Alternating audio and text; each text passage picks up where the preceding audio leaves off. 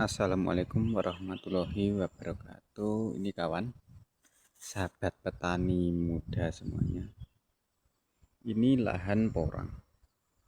Di sini kebanyakan di tempatku menanam porang.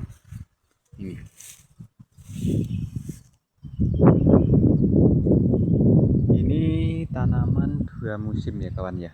2 musim ini. Kemungkinan ini 2 bulan juga akan mulai panen.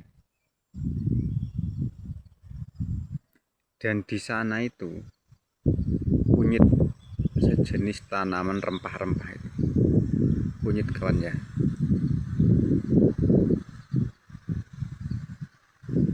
Ini semua petani di sini kebanyakan tanaman porang.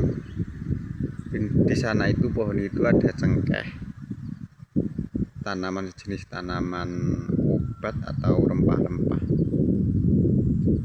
Ya udah kawan ya, terima kasih, sekian dulu.